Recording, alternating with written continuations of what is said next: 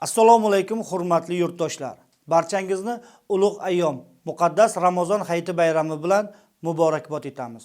Joriy yilning 30-mart kuni Ramazon hayiti bayrami yurtimizda keng nishonlanadi. Viloyatimizdagi 285 ta jome masjidlarda hayit namozi o'qiladi. Hayit namozi oldidan viloyatimizdagi barcha namoz o'qiladigan jome masjidlarda tozalash ishlari amalga oshirilmoqda. Barcha masjidlarda dezinfeksiya ishlari olib borilib, atrof muhit tozalanmoqda. Saxovat va shukronalik timsoli bo'lgan muborak Ramazon oyi bayrami munosabati bilan mahalla, qishloq va istirohat bog'larida xalq sayllari bo'lib o'tadi. Hurmatli samarqandliklar, bayram tantanalarida tayyorlanadigan ovqatlarning sifati, ularni tayyorlash va saqlash sharoitiga alohida e'tibor berish lozim. Taom tayyorlashda ishtirok etayotgan har bir fuqaroni toza, pokiza ishlanishi, unda sifati kafolatlangan masalliqlardan foydalanish talab etiladi. Sanitariya gigiyena talablariga rioya etmaslik, bilib bilmasdan sifatsiz mahsulotlarni ishlatish og'ir guruhli zaharlanishga, hatto fojiaga sabab bo'lishi mumkin. Bunday holatlarni oldini olishda mahalla faollarining, sayl tashkilotchilarining faol ishtirokiga alohida e'tibor berish kerak.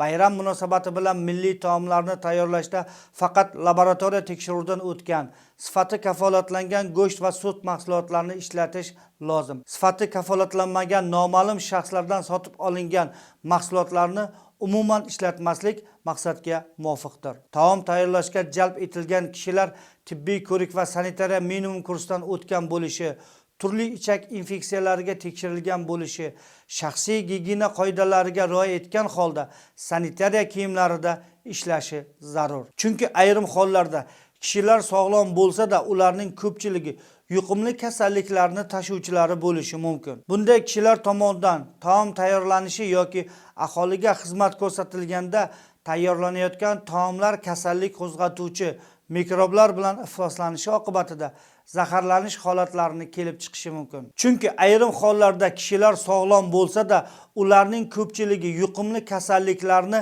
tashuvchilari bo'lishi mumkin. Bunday kishilar tomonidan taom tayyorlanishi yoki aholiga xizmat ko'rsatilganda tayyorlanayotgan taomlar kasallik qo'zg'atuvchi mikroblar bilan ifloslanishi oqibatida zaharlanish holatlari kelib chiqishi mumkin. Savdo yarmarkalaridan, bozorlardan xarid qilinayotgan oziq-ovqat mahsulotlarini sifatiga, xavfsizligiga va yaroqlilik muddatiga e'tiborli bo'lish alohida o'rin tutadi.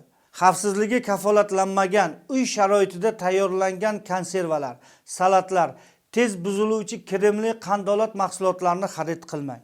Shuningdek, taom tayyorlashda va tarqatishda idishlarni toza tutish, masalliqlarni ishlatishdan oldin yaxshilab yuvib tozalash lozim. Eng avvalo shaxsiy gigiyena qoidalariga to'liq rioya etish, qo'lida, yuzida yiringli va teri kasalliklari bo'lgan kishilarni ovqat tayyorlash va tarqatishga jalb etmaslik shart. Shunda siz o'zingizni, farzandingizni va mahalla ahlini salomatligini saqlagan bo'lasiz. Bag'rikenglik, saxovat va shukronalik timsoli bo'lgan Ramazon hayiti barchangizga muborak bo'lsin.